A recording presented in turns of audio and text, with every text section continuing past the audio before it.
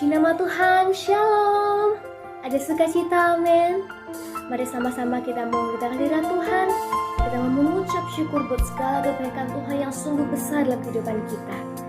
Satukan hati, mari sama-sama kita berdoa. Bapa kami yang baik, kami sungguh bersyukur Tuhan buat cinta-Mu, buat kasih-Mu, buat anugerah-Mu yang sungguh besar dalam kehidupan kami. Dan saat ini Tuhan, kami mau datang bersatu hati untuk memuji menyembah-Mu, yang sertai dari awal, pertengahan, dan hingga akhirnya. Terima kasih Tuhan, sama-sama yang percaya kita katakan amin.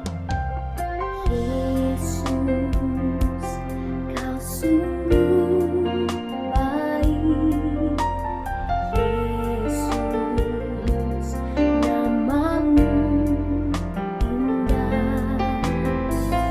Yesus, ku cinta Kau selalu, ku tinggikan, ku agungkan selamanya. Yesus, Kau sungguh baik. Yesus, nama-Mu indah. Yesus, ku cinta Kau selalu, ku tinggikan, ku agungkan selamanya. Ku mau memuji-Mu, ku selalu puji-Mu, ku mau menyembah-Mu, ku selalu sembah-Mu.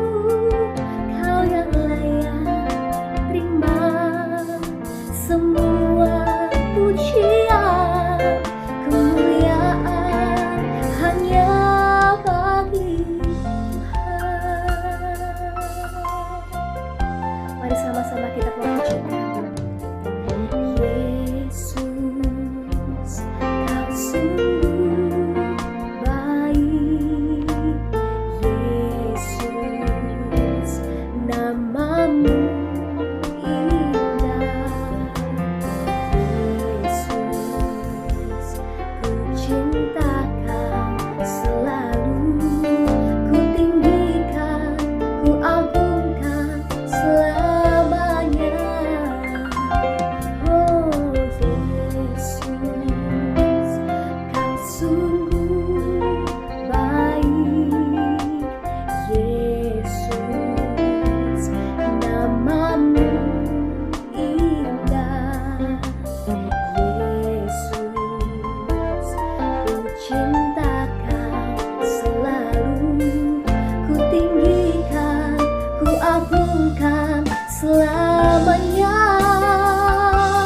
Ku mau memuji-Mu, ku selalu puji-Mu, ku mau menyembah-Mu, ku selalu sembah-Mu. Kau yang layak terima semua pujian, kemuliaan hanya bagi Tuhan.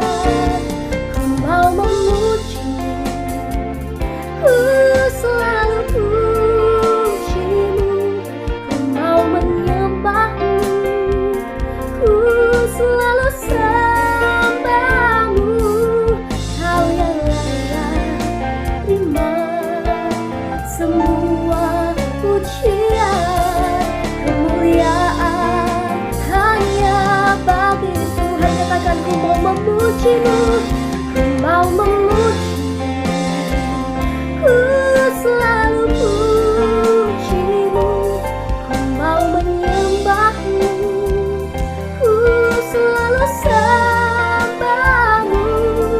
Kau yang layak terima semua pujian, kemuliaan hanya bagi Tuhan. Ku mau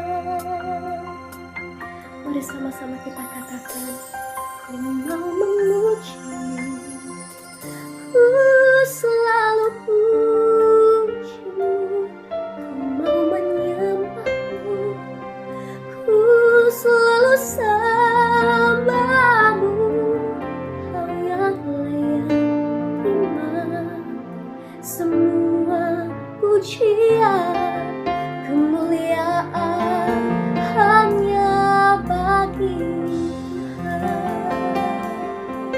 Kau yang layak terima semua pujian, kemuliaan hanya bagi Tuhan. Katakan kau yang layak, kau yang layak terima semua pujian, kemuliaan hanya bagi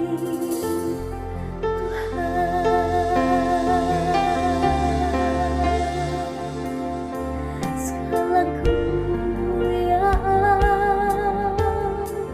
hanya bagimu, hanya bagimu Bapa.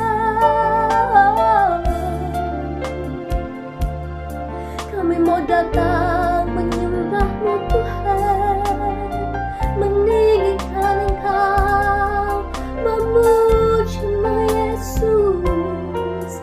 Haleluya. Mari sama-sama kita mau sembah Dia. Mari angkat suaramu, sembah, muliakan namanya Yesus.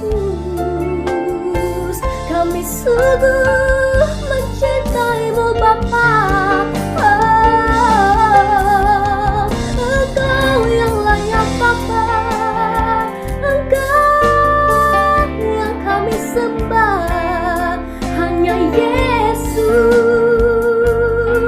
hanya anak-Mu, hanya Kau yang layak Bapa, Engkau yang terbaik. Mari sama-sama kita mau sembah Dia.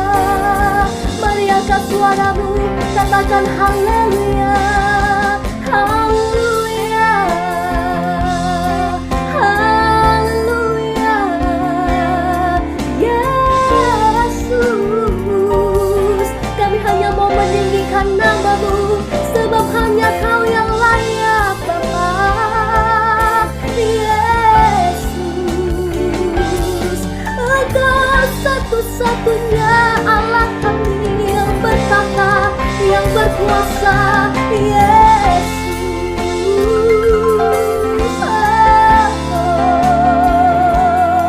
tinggikan namanya, agungkan namanya. Yesus, kami menyembah-Mu. Yesus, kami memuji-Mu.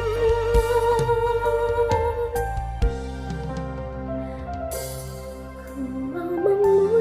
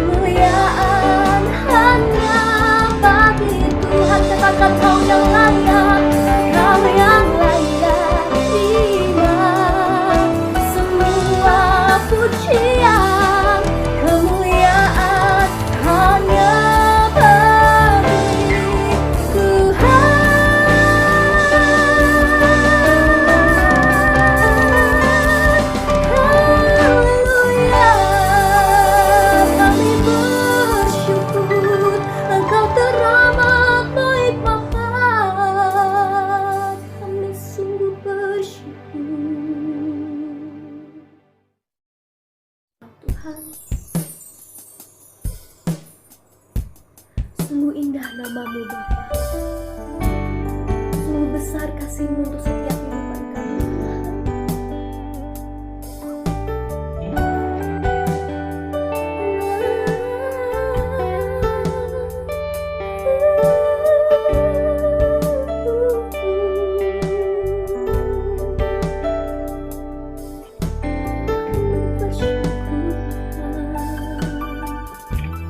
Mari sama-sama pujikan. Kemanakah aku dapat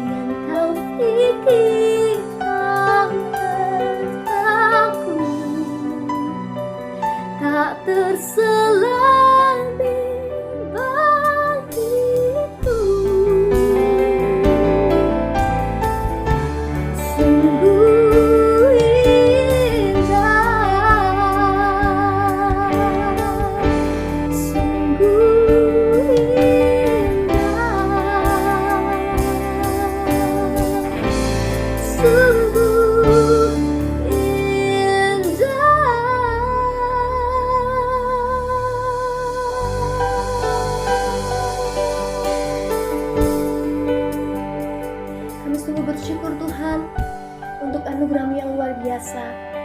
Dan saat ini Tuhan, tiba saatnya kami akan mendengarkan sabda-Mu Tuhan. Kau yang berkati kami, Kau yang sertai kami Tuhan, supaya kami bisa menangkap semua sabda dari firman-Mu. Terima kasih Tuhan, sucikan kami, layakkan setiap kami siap Tuhan untuk mendengarkan sabda-Mu. Mari sama-sama yang percaya kita katakan, Shalom, saudaraku yang terkasih dalam Tuhan Yesus Kristus. Salam damai sejahtera untuk kita semua. Hari ini kita ada di minggu kedua bulan Juni, tepatnya di tanggal 13 Juni tahun 2021, masih melalui sarana YouTube dalam ibadah online Gereja Orang Beriman Kampus Surabaya. Hari ini di jam yang sama, jam 8, juga sedang dilaksanakan ibadah tatap muka atau on-site Gereja Orang Beriman Kampus Surabaya di Hotel Neo, Jalan Jawa 17-19 Gubeng, Kota Surabaya. Kita berdoa baik ibadah online maupun ibadah on-site, dua-duanya boleh membawa berkat bagi setiap orang yang hadir dan menonton program ini, serta yang terutama membawa hormat dan kemuliaan bagi nama Tuhan. Mari kita buka kebenaran firman Tuhan. Pada hari ini terambil dari satu ayat saja di dalam kitab Yesaya pasalnya yang ke-50 ayat 9a. Yesaya pasal 50 ayat 9a, jadi bagian atasnya saja. Kita akan baca bersama-sama demikian firman Tuhan. Sesungguhnya Tuhan Allah menolong aku. Sesungguhnya Tuhan Allah menolong aku. Hari ini saya mau bagikan buat kita semua tentang tidak merasakan pertolongan Tuhan. Tema pengajaran GOB Surabaya bulan Juni ialah pertolongan Tuhan. Minggu kemarin kita telah belajar sikap orang beriman di tengah pandemi harus seperti apa. Maka di minggu kedua ini saya ingin membagikan sesuatu yang menarik tentang tidak merasakan pertolongan Tuhan. Mengapa saya mau membagikan tentang hal ini? Karena saya menemukan banyak sekali orang percaya di luar sana yang sampai hari ini masih mengatakan saya tidak merasakan pertolongan Tuhan. Saya tidak melihat tangan Tuhan turun. Kok jangan-jangan Tuhan nggak mendengar doa saya? Kayaknya begini-begini saja, tidak ada perubahan, tidak ada sesuatu yang terjadi. Apakah Tuhan tidak menolong saya? Sebagai hamba Tuhan, saya wajib untuk memberikan penegasan. Dan firman Tuhan tadi mengingatkan kita bahwa sesungguhnya Tuhan Allah itu menolong. Tuhan Allah itu menolong saudara, Tuhan Allah itu menolong saya. Tuhan Allah itu menolong saudara dan saya. Tetapi sedihnya banyak orang percaya yang tidak merasakan pertolongan Tuhan. Hari ini kita akan belajar 3 hal. Mengapa orang percaya tidak merasakan pertolongan Tuhan? Yang pertama, silakan saudara catat, mengapa orang percaya tidak merasakan pertolongan Tuhan padahal Alkitab sudah menegaskan tadi di dalam Yesaya 50 ayat yang ke-9a, sesungguhnya Tuhan Allah menolong aku. Yang pertama, karena kita tidak belajar memiliki rasa cukup. Saya ulangi, karena kita tidak belajar memiliki rasa cukup. 1 Timotius 6 ayat yang ke-6 mengatakan, ibadah jika disertai rasa cukup akan membawa keuntungan yang besar. Betapa luar biasanya peran tanda kutip rasa cukup tersebut, Bapak Ibu Saudara. Sebab tanpa rasa cukup, berapa banyak pun saudara ditolong, berapa sering dan berapa kali pun saudara ditolong, saudara tetap akan merasakan kurang. Bahkan sampai di titik ekstrim, kayaknya tidak merasakan pertolongan itu. Sama kalau kita aplikasikan dalam kehidupan sekuler dalam hal bidang ekonomi. Seberapa banyaknya harta saudara yang miliki, kalau tidak disertai rasa cukup akan tetap terus selalu merasa kurang. Terlebih bulan Juni ini kita belajar saudara tentang pertolongan Tuhan. Survei membuktikan orang percaya itu berdoa minta pertolongan Tuhan ada 3 hal besar yang didoakan. Yang pertama itu soal keuangan, yang kedua soal kesehatan, yang ketiga soal hubungan relasi atau rumah tangga. 3 hal ini menempati posisi puncak pokok doa orang percaya minta tolong sama Tuhan. Dan bicara tentang keuangan, saudara, sama. Kalau orang itu tidak disertai rasa cukup, maka seberapa banyaknya harta yang dimiliki, seberapa banyak hal yang ditolong kepada dia tentu selalu akan kurang. Di dalam Pengkhotbah 5 ayat yang ke-10 dikatakan, jika seseorang itu cinta akan uang, dia nggak akan pernah puas dengan uang. Jika seseorang cinta dengan kekayaannya, maka ia tidak akan pernah puas dengan penghasilannya. Penghasilan 5 juta kurang, 10 juta kurang, 30 juta kurang, 50 juta kurang, sudah 100 juta masih kurang, 200 juta pun juga masih kurang. Kenapa? Karena ternyata cinta uang, cinta kekayaan akan membawa rasa tidak puas, dan rasa tidak cukup itu berdampak luar biasa, sehingga orang tersebut selalu merasa tidak pernah cukup, tidak ditolong, dan tidak merasakan apa-apa. Jadi hari ini mari kita evaluasi diri kita sendiri, Bapak Ibu Saudara. Sudahkah kita menjadi orang yang belajar memiliki rasa cukup? Kalau kita tengok sekeliling, banyak sekali manusia di luar sana yang belum belajar memiliki rasa cukup. Pernah tidak ketemu dengan seorang yang punya usaha, seorang pengusaha yang usahanya sukses, kalau boleh dibilang secara manusia, kemudian asetnya di mana-mana, mungkin sudah triliunan, tapi dia memutuskan untuk berhenti bekerja, berhenti cari uang, dan kemudian menikmati hidup sampai akhir hayatnya. Saya nggak tahu kalau saudara sudah pernah menemukan orang seperti itu, tapi saya belum menemukan. Saya sering bertemu dengan orang kaya yang adalah mereka ingin terus melebarkan usahanya, punya anak-anak, cucu-cucu cicit perusahaan, ya, punya usaha di bidang A, di bidang B, bergerak di bidang C, semua berbagai bidang digeluti, saudara. Ya, pingin punya 1 mobil sudah dapat, pingin punya 10 sudah dapat, pingin punya 20. Belum puas rasanya kalau belum punya villa di Bali, belum puas rasanya kalau belum punya apartemen di Singapura, dan sebagainya, saudara. Tidak belajar memiliki rasa cukup, tidak akan pernah merasakan yang namanya pertolongan atau bala bantuan itu hadir karena selalu rasanya kurang dan kurang. Hari ini boleh evaluasi diri kita, sudahkah kita memiliki rasa cukup itu? Ada atap di atas kepalamu, puji Tuhan, saudara sangat diberkati. Ada makanan di atas meja, whatever the food is, saudara, puji Tuhan, sangat diberkati. Miliki rasa cukup itu, naikkan ucapan syukurmu di hadapan Tuhan, kau akan sadar bahwa Tuhan sudah selalu, terlalu sering tolong saudara. Karena apa? Karena kita akhirnya belajar rasa cukup dan kita jadi sadar bahwa Tuhan sudah terlalu sering menolong kita. Itu yang pertama, Bapak Ibu Saudara. Mengapa orang percaya tidak dapat merasakan pertolongan Tuhan? Karena kita tidak belajar memiliki rasa cukup. Yang kedua, kenapa orang percaya tidak dapat merasakan pertolongan Tuhan? Karena kurang tekun dan kurang sabar. Roma 5 ayat 4 dan 5, ketekunan itu akan menimbulkan tahan uji. Dan tahan uji akan menimbulkan pengharapan. Dan pengharapan di dalam Tuhan Yesus tidak akan mengecewakan, saudara. Jadi kenapa kita tidak merasakan pertolongan Tuhan? Mungkin karena kita kurang tekun dan kurang sabar, saudara. Padahal di balik ketekunan itu, sebentar lagi akan tiba yang namanya pertolongan Tuhan. Banyak orang percaya hari ini maunya serba instan, sehingga kurang tekun. Padahal Tuhan itu mendidik umatnya untuk tekun. Kenapa? Karena dari tekun itu tahan uji. Tahan uji timbul pengharapan, dan pengharapan dalam Tuhan itu tidak pernah sia-sia dan tidak pernah mengecewakan. Semua tokoh di Alkitab belajar untuk tekun dan sabar. Yusuf menanti dari umur 17 mendapat mimpi, umur 30 dia menjadi Perdana Menteri Mesir. 13 tahun loh harus tekun di dalam panggilan Tuhan. Sabar menanti tangan Tuhan turun menolong. Abraham kurang tekun apalagi, 25 tahun menanti, saudara. 25 tahun menanti anak yang dijanjikan. Musa 40 tahun belajar sabar. Memimpin bangsa Israel, zaman dulu belum ada sound system. Orang Israel banyak yang tegar tengkuk. Sudah gitu susah diatur. 40 tahun loh, for 40 years sebelum akhirnya dia boleh menikmati, dikumpulkan bersama dengan Tuhan. Artinya, semua tokoh di Alkitab itu diajarkan untuk tekun dan sabar. Mungkin kita kurang tekun, mungkin kita kurang sabar. Saya ingat satu ketika saya pernah berada dalam satu antrean di gerai makanan di suatu mall, saudara, di Jakarta. Dan tempat makan ini memang kebetulan cocok dengan anak-anak saya. Anak saya ada yang alergi dengan ayam dan telur, sehingga saya harus cari makanan pada waktu itu daging sapi, beef atau lamb, ya. Tapi masalahnya dari 4 counter pembayaran hanya 1 yang buka, saudara. Jadi saya ada di antrian ke-7 atau ke-8, di depan saya ada seorang wanita, ibu-ibu. Karena sudah menunggu 20 menit, lama sekali. Mungkin yang paling depan itu pesannya banyak, belum lagi take away. Waduh, lama sekali. Ibu yang di depan saya ini nggak sabar, terus lihat jam. Akhirnya dia memutuskan keluar dari antrean. Dan di situ ada lift, saudara. Dia langsung masuk lift, langsung sudah hilang. 2 menit setelah dia masuk lift, saudara, tiba-tiba 3 counter lainnya buka. Tek. Waduh, saya kaget, saudara. Langsung saya menuju ke counter yang baru dibuka. Sehingga saya yang tadinya antrian nomor 7 atau 8, saya berubah menjadi antrian nomor 1. Di situ saya sedang diajarkan, waduh, coba kalau dia tekun sedikit lagi, sabar sedikit lagi, ternyata ada yang namanya pertolongan Tuhan itu seperti itu muncul.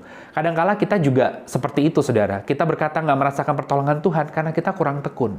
Karena kita kurang sabar. Hari ini belajar tekun, belajar sabar, tetap di jalurnya Tuhan, kita akan merasakan pertolongan Tuhan.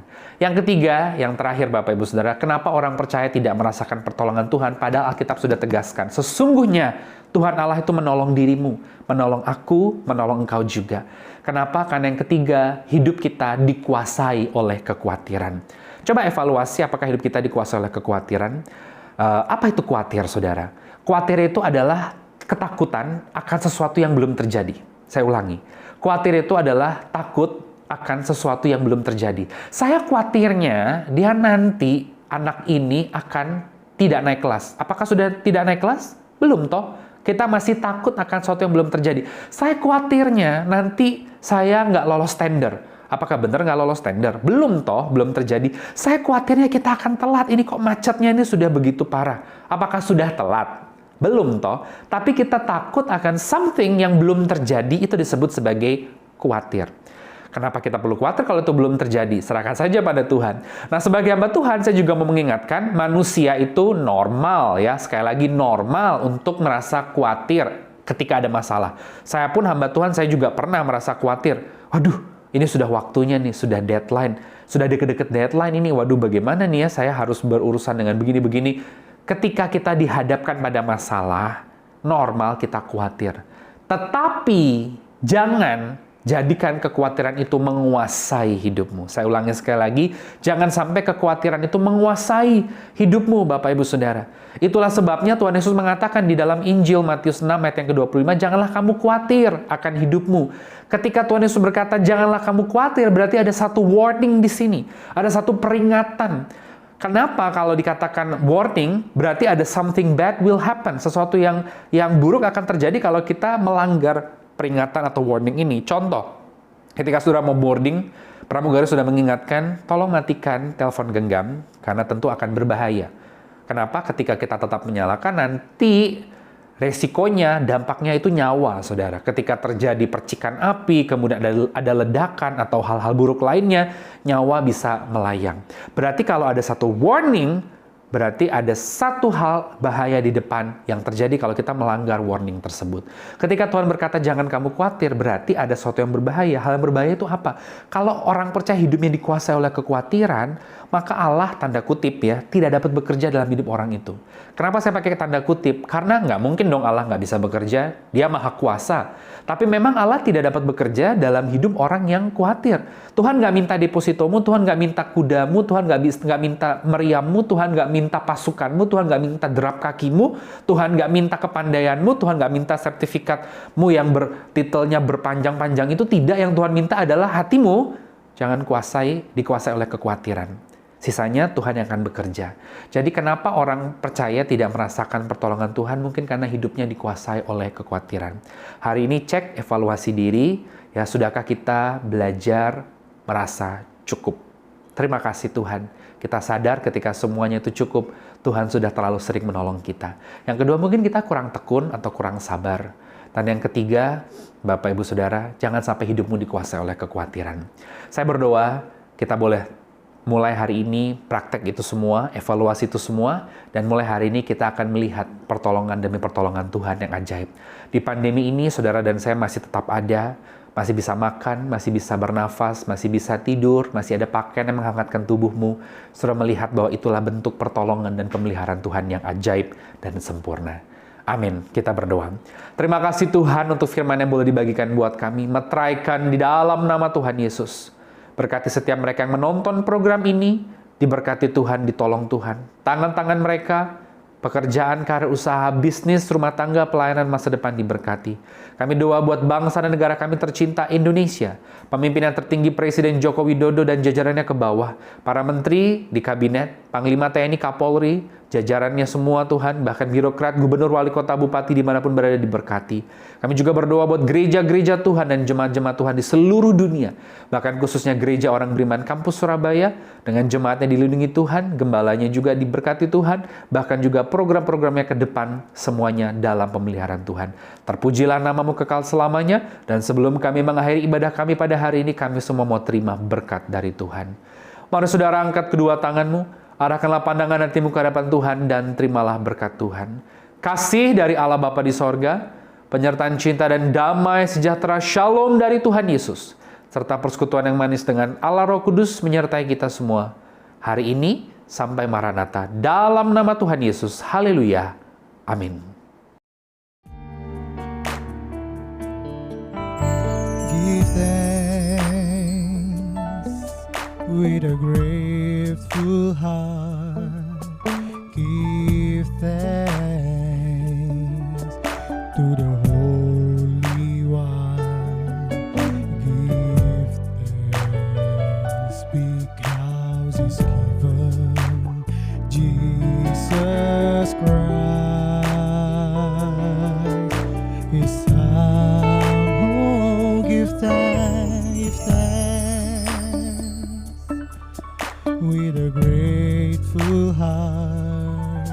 give thanks to the Holy One. Give thanks because He's given Jesus Christ, His Son. And now let the weak say, I am strong. Let the poor